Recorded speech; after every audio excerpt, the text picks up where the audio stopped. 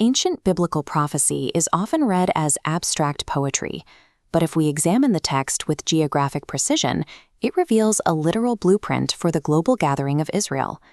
This historical engraving of ancient Jerusalem shows a city defined by physical structures and boundaries, much like the specific text in Isaiah that outlines the execution of a modern global event. That text is Isaiah chapter 11, verses 13 through 16. These 4 verses describe a sequence: the end of internal tribal divisions, the defeat of regional adversaries, and the removal of physical obstacles by the hand of the Lord. Conventional theology usually treats these passages as metaphors for a distant age of peace. However, the text functions as a map containing exact geographical and political coordinates. These ancient coordinates align with the geopolitics of the Levant between 1947 and 1967. We can test this by applying a chronological translation, substituting ancient tribal names for their modern nation-state equivalents. Isaiah 11 serves as a literal blueprint, with instructions requiring physical execution.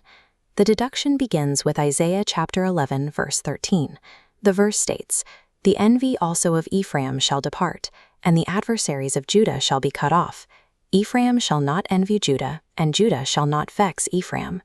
Historically, this internal tribal healing provided the social and political foundation necessary to establish and defend a modern nation-state. With unity established, the prophecy moves to the creation of external borders against regional enemies. This is the focus of Isaiah chapter 11, verse 14.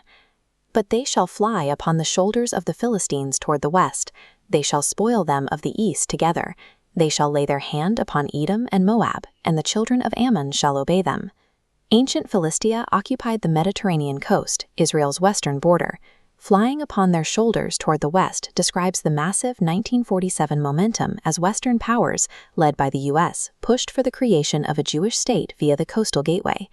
This momentum resulted in United Nations Resolution 181, the partition plan that formally divided the Mandate into Jewish and Arab states. Consulting this 12-tribe map, Edom, Moab, and Ammon correspond to modern Jordan. The spoils of war from the east aligns with defensive territorial gains made during the 1948 and 1967 Arab-Israeli wars. The 1967 conflict brought Jewish control to the Golan Heights, the West Bank, and reunified the capital city, viewed here through these stone ruins. Isaiah's ancient tribal names serve as explicit geographical coordinates for mid-20th century military conflicts.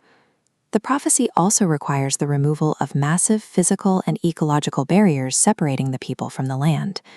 The specific sequence of events is detailed clearly in the biblical text of Isaiah chapter 11, verse 15.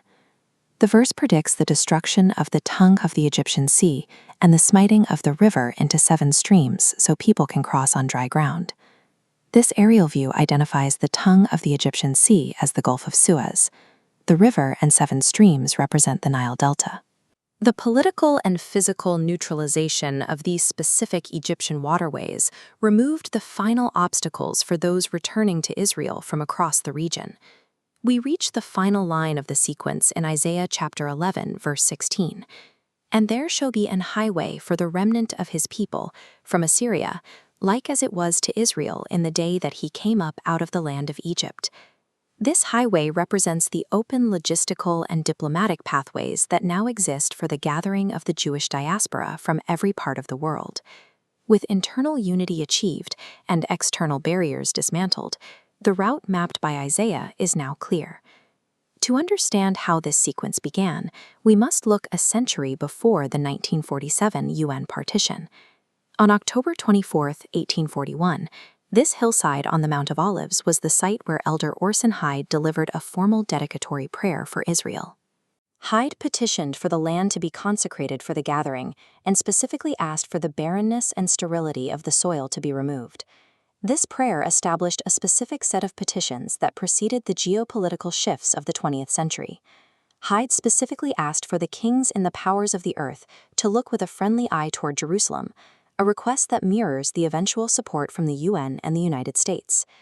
The 20th century gathering of Israel followed the petitions issued on the Mount of Olives in 1841, resulting in the literal execution of Isaiah's ancient blueprint.